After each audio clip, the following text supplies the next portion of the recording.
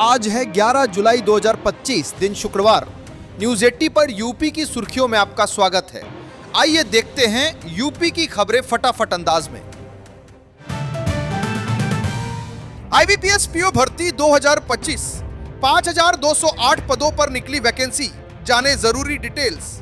Institute of banking personal selection IBPS ने 11 सरकारी बैंकों में प्रोबेशनरी ऑफिसर पीओ के 5208 पदों पर भर्ती का नोटिफिकेशन जारी किया है। आवेदन की अंतिम तिथि 21 जुलाई 2025 है। योग्य उम्मीदवारों के पास स्नातक डिग्री होना जरूरी है और आयु सीमा 20 से 30 वर्ष तय की गई है। चयन प्रक्रिया में प्रीलिम्स, मेंस, इंटरव्यू और मेडिकल टेस्ट शामिल है। चयनित उम्मीदवारों को 48,480 रुपए से 85,920 रुपए तक सैलरी मिलेगी। SC, ST, PWD श्रेणी के लिए आवेदन शुल्क 175 रुपए और अन्य श्रेणियों के लिए 850 रुपए निर्धारित किया गया है। आवेदन ibps.in पर ऑनलाइन किया जा सकता है। उत्तर प्रदेश में कांवड़ यात्रा के दौरान सुरक्षा व्यवस्था चाक-चौबंद रहेगी। यात्रा मार्ग पर 29,454 सीसीटीवी कैमरे और 395 ड्रोन कैमरों से निगरानी की जाएगी। लखनऊ स्थित डीजीपी मुख्यालय से रियल टाइम मॉनिटरिंग की जाएगी। सोशल मीडिया निगरानी के लिए 8 सदस्यीय टीम तैनात की गई है। 1222 पुलिस सहायता केंद्र बनाए गए हैं। सुरक्षा व्यवस्था में 50 कंपनियां, केंद्रीय बल, ATS, RAF, QRT समेत हजारों पुलिसकर्मी तैनात किए गए हैं। उत्तर प्रदेश, उत्तराखंड, दिल्ली समेत 5 राज्यों के अधिकारियों के बीच इंटरस्टेट व्हाट्सएप ग्रुप बनाकर सूचनाओं का आदान प्रदान किया जा रहा है। उत्तर प्रदेश में स्कूल पेयरिंग मॉडल को लेकर उठ रहे विरोध के बीच बेसिक शिक्षा विभाग ने साफ किया है कि कोई भी स्कूल जबरन मर्ज नहीं किया जाएगा। कम नामांकन वाले स्कूलों को पास के संसाधन युक्त स्कूलों से जोड़ा जा रहा है, जिससे छात्रों को स्मार्ट क्लास, लैब, लाइब्रेरी जैसी सुविधाएं मिल सके। अब तक 11,000 स्कूल पेयर किए जा चुके हैं। मुख्यमंत्री अभ्युदय व मॉडल कंपोजिट विद्यालयों का भी विकास किया जा रहा है। यदि स्थानीय लोग या अभिभावक असहमत हैं तो स्कूल पेयरिंग से अलग रखा जाएगा। कर्मचारियों और पेंशनरों के लिए ई-रिफरल और कैशलेस इलाज की सुविधा लागू। भारतीय रेलवे ने कर्मचारियों, पेंशनभोगियों और उनके आश्रितों के लिए ई-रिफरल प्रणाली शुरू की है, जिससे इलाज की प्रक्रिया डिजिटल और पारदर्शी हो गई है। अब UMID कार्ड और पंजीकृत मोबाइल नंबर के जरिए बिना कागजी कार्यवाही इलाज संभव होगा। आपात स्थिति में सीधे इम्पैनल्ड अस्पताल जाकर कैशलेस इलाज शुरू हो जाएगा। HMIS ऐप से डिजिटल रिफरल भी मिलेगा। इलाज की जानकारी अस्पताल 24 घंटे में रेलवे को देगा। कैंसर मरीजों को टाटा मेमोरियल जैसे संस्थानों में बिना रिफरल जांच की सुविधा मिलेगी।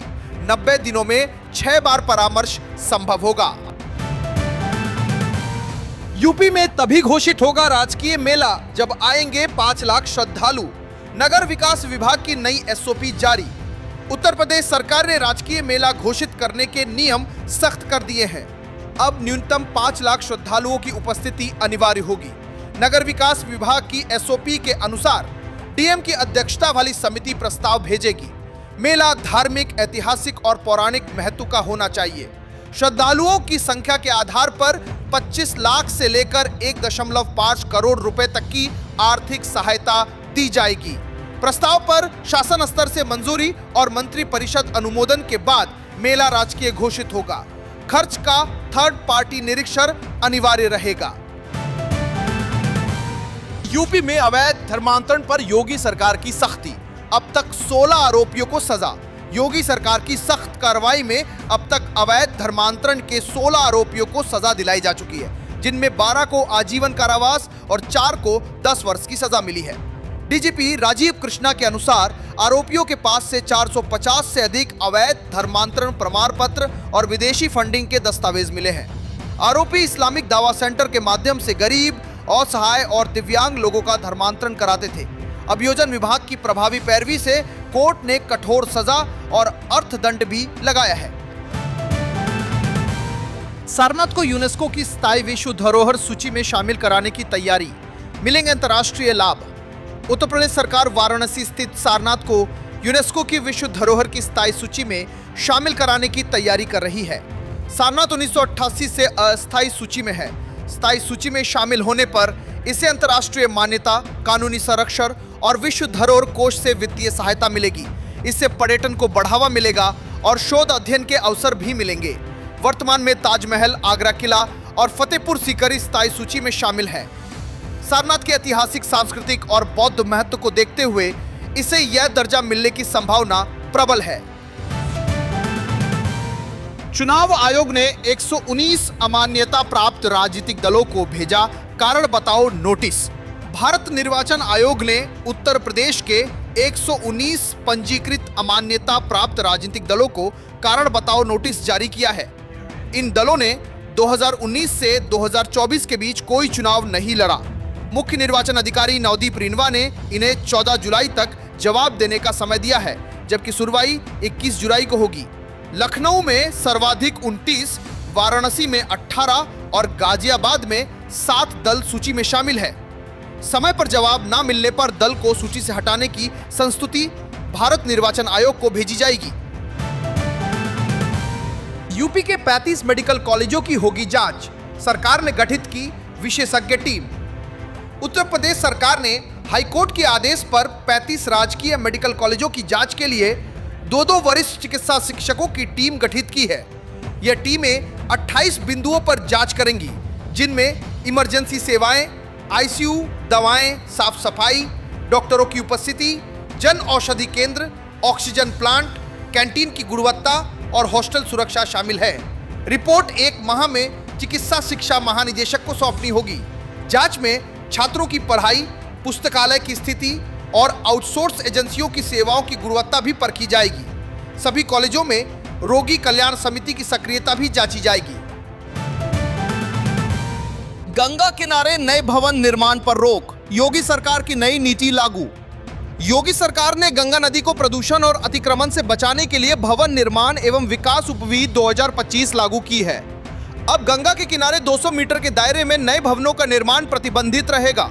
केवल मठ, मंदिर और आश्रम को सशर्त अनुमति मिलेगी, वह भी कुल क्षेत्रफल के 35% में ही। पुराने भवनों की मरम्मत और संरक्षण की अनुमति होगी, लेकिन सीवरेज व्यवस्था न होने पर धर्मशाला या निवास स्थान की अनुमति नहीं मिलेगी। जल निकासी सीधे नदी में नहीं की जा सकेगी। नियम अन्य नदियों पर भी समान रूप से लागू होंगे। 3000 से अधिक स्कूलों में करके सीखेंगे बच्चे, पढ़ाई होगी अब हुनर से जुड़ी। उत्तर प्रदेश के 3288 से अधिक परिषदीय विद्यालयों में लर्निंग बाय डूइंग कार्यक्रम के तहत बच्चे अब व्यावहारिक तरीके से पढ़ाई करेंगे।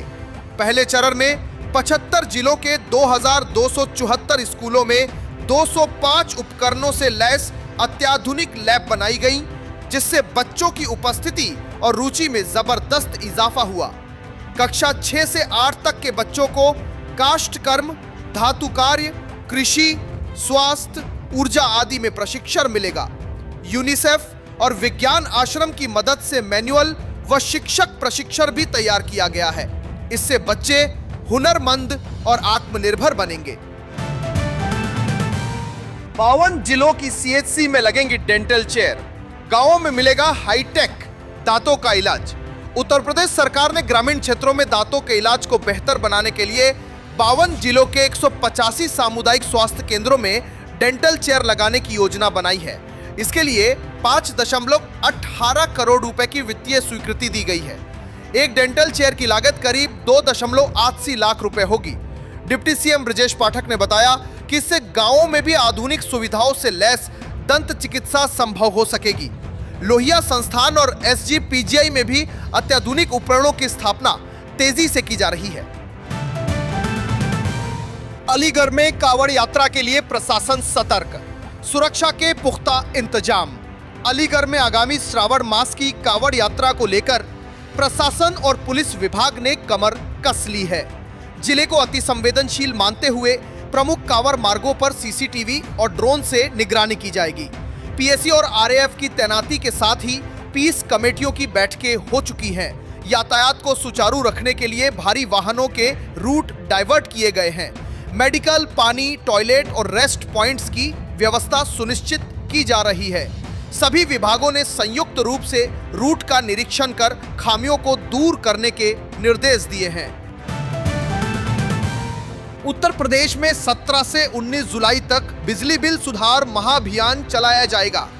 इस दौरान बिल संशोधन, नया कनेक्शन, मीटर बदलवाने, भार वृद्धि और अन्य शिकायतों का समाधान किया जाएगा।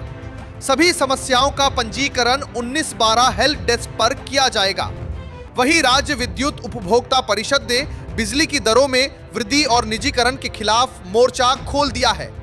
परिषद अध्यक्ष अवधेश वर्मा ने कहा कि उपभोक्ताओं का 33,122 करोड़ रुपए लौटाने के बाद ही दर बढ़ोतरी की बात होनी चाहिए। निजीकरण और महंगी बिजली खरीद पर भी कानूनी आपत्ति जताई गई है। देश भर में मूसलाधार बारिश से जनजीवन प्रभावित, यूपी के 12 जिलों में अलर्ट जारी। दिल्ली समेत देश के कई हिस्सों में मूसलाधार बारिश ने लोगों की मुश्किलें बढ़ा दी हैं। हिमाचल प्रदेश जैसे पहाड़ी राज्यों में बारिश का रौद्र रूप भारी तबाही ला रहा है, जबकि किसानों के लिए ये बारिश वरदान साबित हो रही है।